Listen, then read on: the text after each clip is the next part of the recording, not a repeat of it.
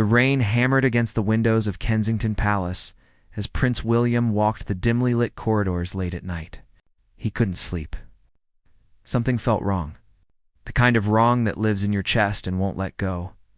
It was just past midnight when he heard it. A sound, soft, deliberate, coming from the East Wing where the security office was stationed. William stopped. The palace was never truly silent, but this sound didn't belong. It was the rustle of paper, the scrape of a chair, and then footsteps. Quick ones. He moved toward the door and pushed it open slowly. The room was empty, but the desk lamp was still warm. Someone had been here seconds ago, on the desk. Half hidden beneath a stack of shift reports was a small leather notebook, dark brown, worn at the edges. It didn't look official. It looked personal. William picked it up. His thumb grazed the cover. He shouldn't open it. He knew that. But curiosity, or maybe instinct, made him flip to the first page. What he saw made his blood run cold. If you're enjoying this story, don't forget to subscribe and turn on notifications so you never miss these powerful true stories that stay with you long after they will end. The handwriting was neat, careful, but the words were anything but calm. They were dates, times, locations, all centered around the palace, around his family, and then, at the bottom of the page, a single line that stopped his heart. They don't know I'm watching. William's grip tightened on the notebook. His mind raced. Who wrote this? One of the guards? A staff member. Someone with access. Someone trusted? He flipped to the next page. More entries. More details. Places his children played. Routes his wife took during morning walks. Private schedules that should have been locked away, and then, scrawled in the margin of one page, a name. His name. William felt the air leave his lungs. This wasn't just suspicious. This was dangerous. Whoever wrote this had been documenting his family's every move, tracking them, studying them. But why? He wanted to call security immediately. Wake everyone. Lock down the palace? But something stopped him. If he raised the alarm now, whoever did this would know. They'd disappear, destroy evidence, and he'd never find out how deep this went. No, he needed to be smart. He needed to figure out who this belonged to first. William closed the notebook and slipped it under his jacket. His heart pounded as he stepped back into the hallway. The palace suddenly felt different. The shadows seemed darker. Every corner held a threat. He thought of his children asleep upstairs, of Catherine resting in their room. They were safe, for now. But if someone inside these walls was plotting something, if someone with clearance and access had been watching them this closely, then no one was truly safe. William walked back toward his quarters, his mind spinning. He would start tomorrow. Quietly, carefully, he'd review the guard rotations, check the schedules, match the handwriting. And he wouldn't stop until he found out who was behind this.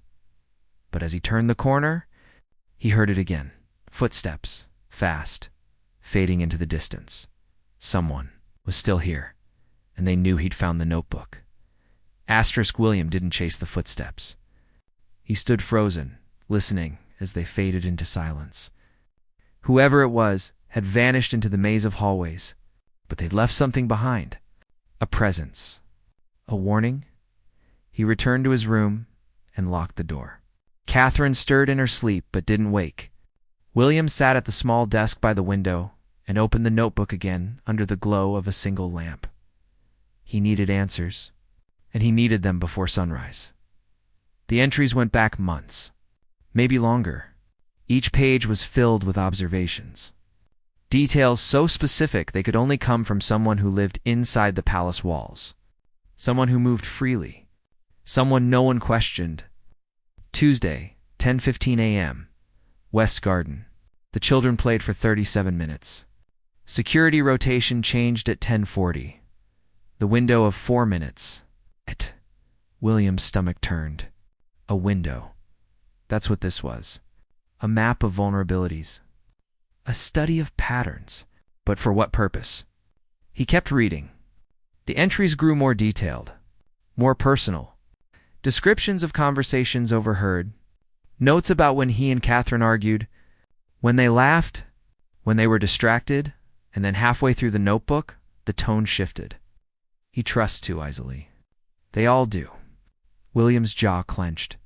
This wasn't just observation anymore. It was judgment, resentment, and it was building towards something. The next few pages contained sketches, rough drawings of the palace layout, arrows marking exits, circles around certain rooms, and in the corner of one page a single word written in bold, angry strokes. Soon, William closed the notebook and pressed his palms against his eyes. He wanted to believe this was a prank, a staff member's bizarre hobby, anything but what it actually seemed to be, but he couldn't ignore the evidence. Someone was planning something, and they were close. The next morning, William acted like nothing had happened. He smiled at breakfast. He kissed his children. He laughed at George's joke about pancakes. But his mind was elsewhere. He watched everyone. The butler who poured his tea, the aide who handed him the morning briefing, the guard stationed near the entrance.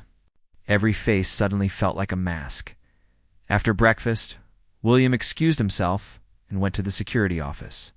The head of palace security, a man named Thomas Greer, looked up from his desk with a warm smile. "Your Highness, what can I do for you?" William kept his voice calm. "I need the guard rotation schedules for the past 6 months." Thomas raised an eyebrow. "Is there a problem?" "Just a routine review," William lied smoothly. "I like to stay informed." Thomas nodded and pulled up the files on his computer. "Of course. I'll have them printed for you within the hour." William thanked him and left. But as he walked away, he glanced back through the glass window of the office. Thomas was on the phone. His expression had changed. He looked tense. Was it paranoia? Or had William just made a mistake by asking? He spent the rest of the morning in his private study, analyzing the notebook again. He compared the dates and the entries to his own calendar. They matched perfectly. Whoever wrote this had access to his schedule, not the public one, the real one that narrowed it down. Only a handful of people had that level of clearance. Senior staff, close advisors. In the head of security, William's phone buzzed. A text from Thomas. "Schedule's ready. Come by any time." William stared at the message. Something felt off. Too quick. Too eager, he grabbed the notebook and headed back to the security office. But when he arrived, the door was open, and Thomas was gone. On the desk, the printed schedules sat in a neat stack. But beside them, something else caught William's eye. A pen. Dark blue ink. The same ink used in the notebook. William's heart raced. He picked up the pen and looked around the empty office. His instincts screamed at him. This was wrong. All of it, and then he saw it. Tucked beneath the keyboard, a second notebook, identical to the first. He pulled it out and opened it. The handwriting was the same, but these entries were different. Recent, from the past week. He's getting suspicious. Notice the first notebook missing. Need to move faster. William's breath caught. Thomas knew. He knew William had found it, and now he was accelerating whatever plan he had. The final entry was dated today, this morning. Final phase begins tonight. No more waiting. William felt the walls closing in. He had hours. Maybe less. And he still didn't know what Thomas was planning or why. But he knew one thing. He couldn't trust anyone. Not security. Not staff. Not even the people sworn to protect him. He was on his own, and time was running out. William left the security office with both notebooks hidden under his jacket. His mind worked fast. He couldn't call the police. If Thomas had compromised the palace security system, he'd know the moment William made a move. And if other guards were involved, William could be walking into a trap. He needed proof. Real proof. Something undeniable. And he needed it before tonight. Back in his study, William locked the door and pulled out his phone. He scrolled through his contacts and stopped on a name. Detective Chief Inspector Sarah Hollis. They'd met 2 years ago during a charity event for veterans.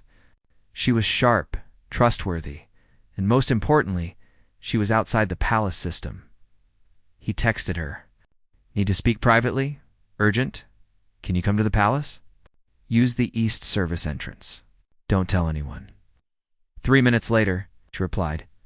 On my way, William exhaled. He had one ally now. That was something. While he waited, he reread the notebooks. He focused on the sketches. The arrows. The circles. One room appeared again and again in the drawings. The state dining room? But why? It wasn't used often. It wasn't near the family quarters. Unless it wasn't about the room itself. Unless it was about what happened there, William pulled up his calendar. Tonight? There was an event tonight. A small private dinner with foreign dignitaries, ambassadors, high-ranking officials, and it was in the state dining room. His blood turned to ice. That was it. That was not his family. The event. An attack during a diplomatic dinner would be catastrophic. International. It would send shockwaves across the world, and Thomas had access to everything. Security protocols. Guest lists. Entry points. He could disable alarms. Redirect guards. Create the perfect window for something terrible. A soft knock came at the door. William crossed the room quickly and opened it. Sarah stood there in plain clothes, her face serious. Your Highness, she said quietly. What's going on?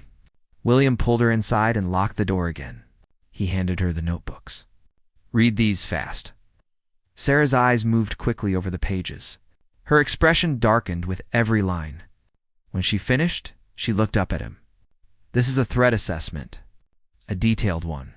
Who wrote this? The head of palace security? William said, Thomas Greer. And there's an event tonight. I think he's planning something. Sarah's jaw tightened. We need to cancel it. Lock down the palace. Arrest him now. Can't, William said. If we move too fast, we'll tip him off. He'll destroy evidence. We'll never know if he's working alone or if there are others. And we'll never know what he was really planning. Sarah paced the room, thinking. So what do you want to do? William met her eyes. I want to catch him in the act. Sarah stared at him. That's incredibly dangerous. I know, William said. But it's the only way. If we let the event happen as planned, he'll make his move. And we'll be ready. Sarah shook her head slowly. You're asking me to use you as bait? I'm asking you to help me stop a threat before it becomes a tragedy, William said firmly. Can you do that? Sarah was quiet for a moment. Then she nodded. I'll need a team. People I trust. Outside the palace system, plain clothes. They'll need to blend in as staff. Do it, William said. But keep it small. The fewer people who know, the better. Sarah pulled out her phone and stepped into the corner, making quiet calls. William watched her, his heart pounding. This was real now. In a few hours, he'd be sitting at a dinner table, surrounded by diplomats and dignitaries. Knowing that somewhere in the shadows, a man he'd trusted was preparing to strike. And William had no idea what form that strike would take. A bomb? A weapon? Poison? He thought of Catherine, of his children.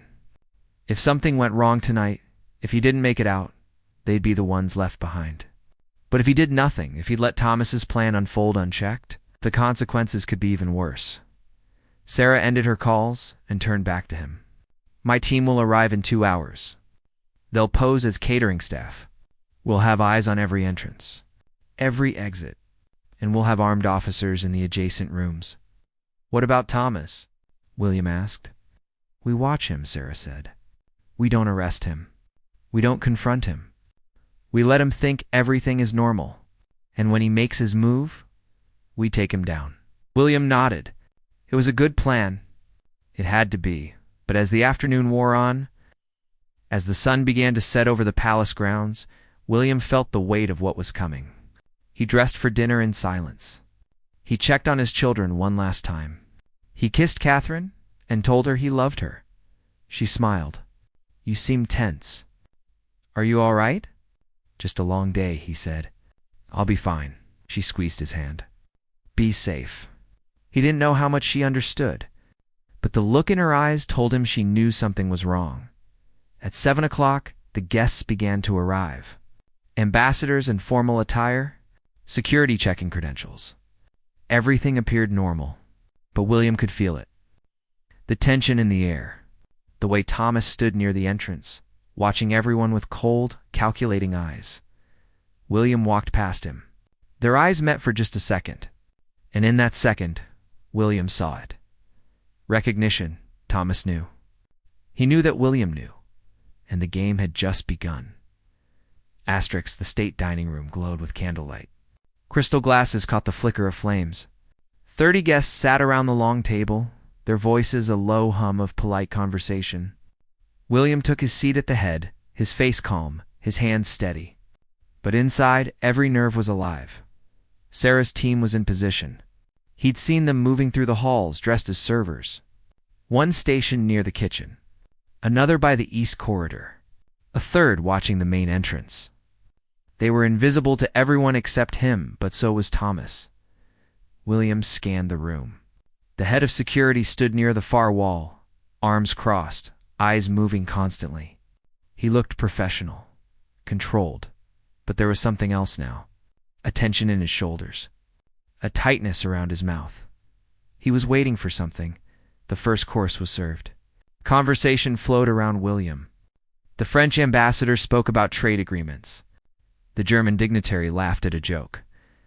Everything seemed normal, but William barely heard any of it. His focus was split between the room and the man standing in the shadows. Then, 20 minutes into the dinner, Thomas moved. He stepped quietly toward the side door that led to the kitchen hallway. His hand went to his earpiece. He whispered something William couldn't hear. William's pulse quickened. He glanced toward the nearest server. One of Sarah's officers. The man gave a subtle nod. He'd seen it too. Thomas disappeared through the door. William waited 10 seconds. Then he stood, excusing himself with a polite smile. "Forgive me. I'll return in a moment." He walked calmly toward the same door. Behind him, he heard the conversation continue without pause. No one suspected anything. The hallway beyond the dining room was dimly lit. William moved quickly but quietly. Ahead, he could hear footsteps. Thomas was moving fast now, purposeful. William followed, staying close to the walls. His heart hammered in his chest. He turned a corner and saw Thomas ahead, standing in front of a service elevator. He pressed a button. The doors opened. William ducked into a doorway just as Thomas glanced back. The doors closed. The elevator descended. William pulled out his phone and texted Sarah. "It's moving. Service elevator. Going down. Stay back." "We're on him," but William couldn't stay back. Not now. He found the stairs and took them 2 at a time, descending into the lower levels of the palace. The air grew cooler. The walls were bare stone. This part of the building was old, rarely used. When he reached the basement level, he pushed through the stairwell door and stepped into a narrow corridor. Dim lights flickered overhead. The smell of damp stone filled his lungs, and there, at the end of the hall, was Thomas. He stood in front of a steel door, unlocking it with a key. He pushed it open and stepped inside. William moved forward carefully. He reached the door and peered through the crack. Inside was a storage room. Shelves lined the walls, boxes stacked high. And in the center of the room, Thomas knelt beside a black duffel bag. William's breath caught. Thomas unzipped the bag. Inside were wires, devices, and something else. Something William couldn't quite see but recognized instantly by the way. Thomas handled it carefully, delicately. Explosives. William's body went cold. This wasn't just a threat. This was real. Thomas was planting a bomb. Right beneath the dining room, William stepped back, his mind racing. He needed to stop this now. But if he confronted Thomas alone, there was no guarantee he'd win. Thomas was trained, armed, dangerous. He pulled out his phone to call Sarah, but before he could dial, a hand clamped over his mouth from behind. An arm wrapped around his chest. He struggled, but the grip was iron. "Don't move," a voice hissed in his ear. "Don't make a sound." William's heart stopped. Another guard. Thomas wasn't working alone. The man dragged him backward into the shadows of the corridor. William fought, but the man was strong. Trained. He pressed something cold against William's ribs. A gun. "Stop fighting or I'll shoot you right here," the man whispered. "No one will hear it.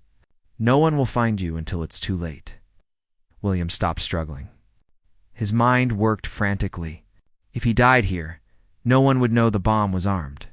The dinner would continue. The explosion would kill everyone upstairs. He had to stall. He had to buy time. "Why are you doing this?" William managed to whisper. The man's grip didn't loosen. "You wouldn't understand. Try me." The man hesitated. Then he spoke, his voice bitter. "You have everything. You've always had everything. The rest of us, we're invisible. We protect you. We risk our lives for you. And what do we get? Nothing. No recognition. No respect. Just orders." William's mind raced. This wasn't just Thomas. This was bigger. A conspiracy. Guards who felt overlooked, undervalued. And somehow, Thomas had turned that resentment into something deadly. "So you're going to kill innocent people?" William said quietly.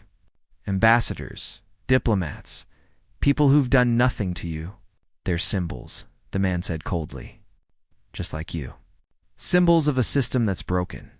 And sometimes, symbols need to fall." In the storage room, Thomas stood and checked his watch. He was almost finished. William felt the seconds ticking away. He thought of Sarah's team. Where were they? Why hadn't they moved in yet? And then he realized they didn't know about the second guard. They were watching Thomas, not the hallway. Not him. He was on his own. William took a breath. He had one chance. He turned his head slightly, just enough to speak directly to the man holding him. "If you pull that trigger, you'll never make it out. You know that, right? You'll die here too." The man laughed quietly. "I'm already dead. We all are. This is just the exit." And in that moment, William understood. This wasn't about escape. This wasn't about survival. This was a suicide mission. Thomas and this guard, maybe others. They'd planned this knowing they wouldn't walk away, which meant they had nothing to lose. And that made them more dangerous than anything William had ever faced. William felt the cold metal of the gun press harder against his ribs. His mind raced through options. Every second counted. Above them, 30 people sat at dinner, completely unaware that death was being assembled beneath their feet. "How long?" William whispered. "How long until the bomb goes off?" The guard didn't answer. But Thomas did. From inside the storage room, his voice carried clearly. "Timer's set. 20 minutes. That should give us enough time to get clear." The guard holding William shifted. "We need to move. Now." "What about him?" Thomas called back. The guard's grip tightened. "I'll handle it." William's stomach dropped. Handle it. That meant one thing.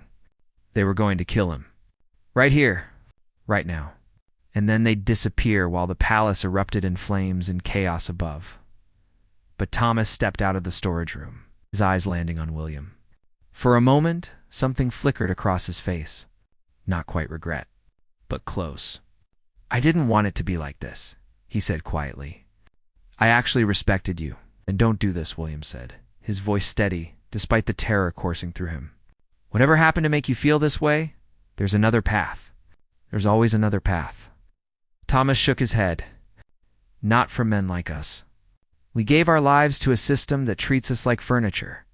Invisible until we break. Then we're just replaced. So you're going to murder innocent people," William said, his voice rising. "Diplomats who have nothing to do with how you were treated.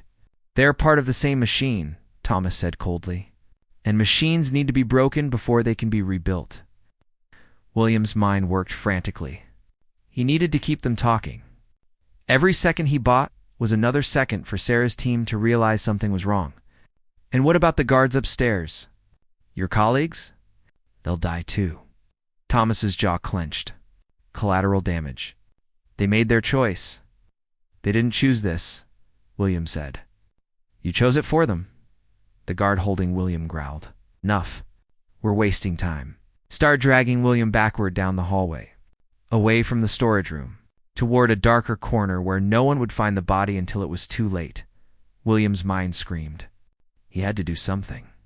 Anything. His hand brushed against his pocket. His phone. If he could just reach it. Hit a button. Make noise. Alert someone. But before he could move, footsteps echoed from the stairwell. Fast. Multiple people. The guard froze. Thomas spun toward the sound.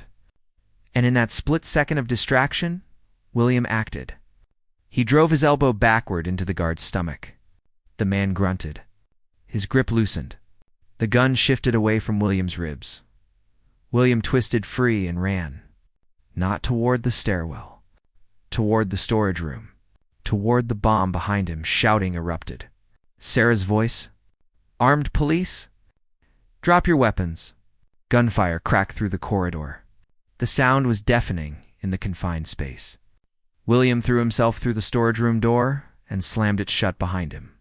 His hands shook as he looked around wildly. There, on the floor, the black duffel bag. Wires snaking out. A digital timer glowing red. 15 minutes. 42 seconds. William had no training for this. No idea how to disarm a bomb.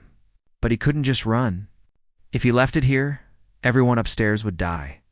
Catherine, his children, would lose their father, and so many others would lose their lives. He knelt beside the device, his heart pounding so hard he thought it might burst. The timer ticked down. 15 minutes. 13.9 seconds. The wires were color-coded. Red, blue, yellow, black. They connected to a central panel. William's hands hovered over them. In movies, you cut the right wire and the bomb stops. But this wasn't a movie. If he cut the wrong one, it could detonate immediately. Outside, the gunfire stopped. Voices shouted. Sarah was out there, taking control. But she didn't know about the bomb. Not yet. William pulled out his phone with shaking hands and dialed Sarah. She answered immediately. William, where are you? Storage room. Basement level. There's a bomb. 15 minutes. Silence. Then, oh my God, get out of there. Now. There's no time to evacuate everyone upstairs, William said. We need to disarm it. We need a bomb squad. I'll call, they won't make it in time, William interrupted. Sarah, I need you to walk me through this. I'm not trained in explosives, Sarah said, her voice tight with fear. Neither am I, William said. But we don't have a choice. He heard her take a shaky breath. Okay, describe what you're seeing. William looked at the device. His vision blurred with adrenaline. He forced himself to focus. For wires? Red, blue, yellow, black. They connect to a central panel. There's a timer. 14 minutes now. Is there a battery pack? Sarah asked. William scanned the device. Yes. Attached to the back. That's probably the power source. But cutting the power could trigger a failsafe. Is there anything else? Any labels? Serial numbers. William leaned closer. His hands were steady now, focused, and then he saw it. A small piece of tape on one of the wires. The blue one. And written on the tape in Thomas's handwriting, failsafe. There's a label, William said. On the blue wire. It says failsafe. Sarah's voice came back urgent. Don't touch that one. That's probably the anti-tamper wire. If you cut it, the bomb will detonate immediately. William's throat tightened. So which one do I cut? I don't know, Sarah admitted. This isn't my field. William, you need to get out. We'll evacuate the building. There's not enough time, William said. He looked at the timer. 13 minutes. The seconds were bleeding away. He thought about his training. Years of protocols and procedures. But none of them prepared him for this. He thought about his father, his grandmother, the weight of duty they'd carried, the impossible choices they'd faced. And he thought about Catherine, about George, Charlotte, and Louis, about the life he'd built. The future he wanted to see, he couldn't let it end here. Not like this. William took a deep breath. He reached for the wire cutters lying beside the device. Thomas had left them there, careless, or maybe intentional. One last test. William. Don't. Sarah's voice came through the phone, but William had already made his choice. His hand closed around the red wire. It felt right. The color of danger, the color of blood, the color of sacrifice. And he cut it. For one heartbeat, the world stopped. William's hand froze on the wire cutters. The severed red wire sparked once. The timer's glow flickered, and then nothing. Silence. The device didn't explode. The timer didn't speed up. It just sat there, dead and dark. The red numbers faded to black. William collapsed backward against the wall, his whole body shaking. His phone had fallen from his hand. Sarah's voice was still calling his name, distant and frantic. He picked up the phone. His voice came out hoarse. It's done. It's disarmed. Sarah's breath rushed through the speaker. Oh, thank God, stay there. Don't move. We're coming to you. Seconds later, the storage room door burst open. Sarah entered first, her weapon drawn, followed by 2 officers. They swept the room quickly, then lowered their guns when they saw William sitting on the floor beside the lifeless bomb. Sarah knelt beside him. You shouldn't have done that. You could have been killed. I know, William said quietly, but everyone upstairs would have been killed if I didn't try. Sarah looked at the device, then back at him. Her eyes were hard, but filled with something else. Respect. How did you know which wire to cut? William shook his head. I didn't. I just... chose. And got lucky. One of the officers called out from the hallway. We've secured both suspects, Thomas Greer and Michael Fenton. Both in custody. No other threats detected. Sarah helped William to his feet. Can you walk? He nodded. His legs felt weak, but they held. They moved through the corridor together. The other guard, Michael Fenton, was on the ground in handcuffs, blood seeping from a shoulder wound. Thomas sat against the wall, his face blank, empty. When Thomas saw William, something broke in his expression. You should be dead, he said, his voice hollow. That wire should have triggered the secondary charge. William stopped. Secondary charge? Thomas laughed bitterly. I built in a failsafe. Red wire triggers a second device, but I guess I wired it wrong. After all these years, I made a mistake on the one thing that mattered. Sarah stepped between them. That's enough. Get him out of here. Officers pulled Thomas to his feet and dragged him toward the stairs. He didn't resist. He just kept laughing that hollow, broken laugh. The sound echoed off the stone walls long after he was gone. William stood there for a moment, processing what he'd just heard. He'd been seconds from death. The only reason he'd survived was Thomas's own error. A miscalculation. A twist of fate. Sarah touched his arm gently. Come on. Let's get you upstairs. They climbed the stairs in silence. When they reached the main level, the palace was in controlled chaos. Security had quietly moved the dinner guests to a secure location. No panic, no screaming. Just efficient, professional evacuation. Sarah's team had done their job perfectly. Catherine was waiting near the dining room entrance. The moment she saw William, she ran to him. She didn't speak. She just wrapped her arms around him and held on tight. He could feel her shaking. I'm okay, he whispered into her hair. I'm okay. She pulled back and looked at him, her eyes searching his face. What happened down there? I'll tell you everything, he promised. But not here. Not now. She nodded, understanding. They walked together through the palace, past staff who were still processing what had almost happened, past guards who looked shaken and uncertain. The foundation of trust had cracked tonight. It would take time to rebuild.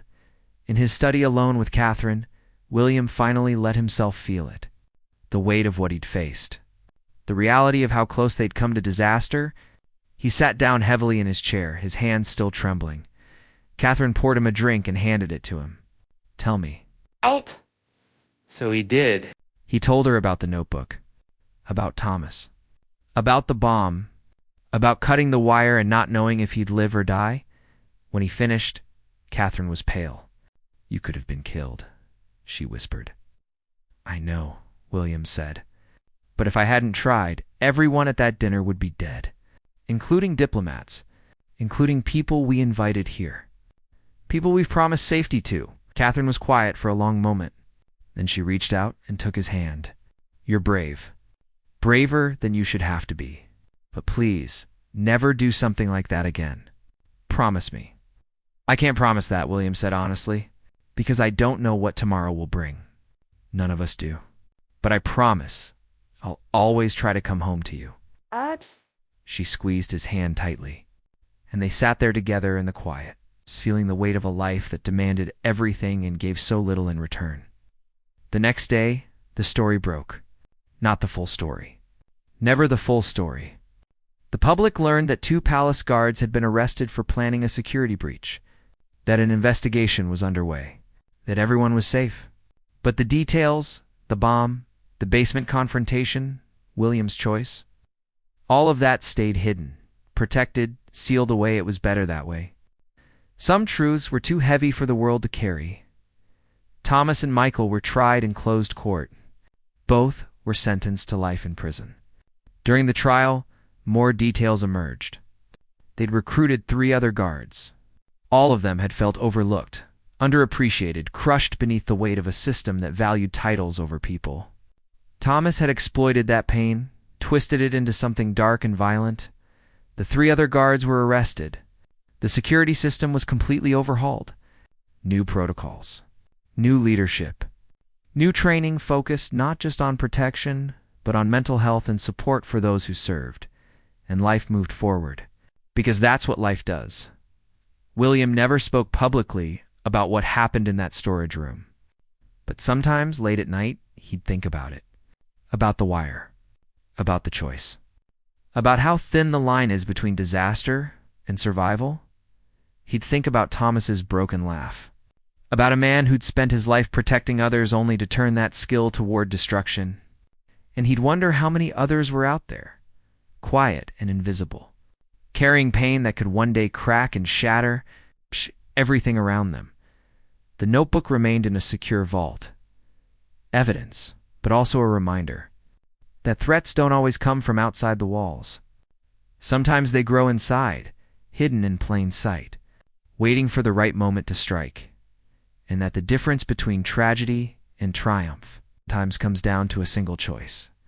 A single wire and a single moment of courage in the dark. William never considered himself a hero. But that night, in the depths of the palace, with death ticking down on a timer, he'd made a choice that saved lives. And that was enough. It had to be enough. Because in the end, that's all any of us can do. Face the moment in front of us. Make the best choice we can, and hope that luck or fate or something greater stands with us when everything hangs in the balance. William stood by the window of his study, looking out over the palace grounds. The sun was setting. Golden light spilled across the gardens. Somewhere in the distance, his children were laughing, and for now, that was everything.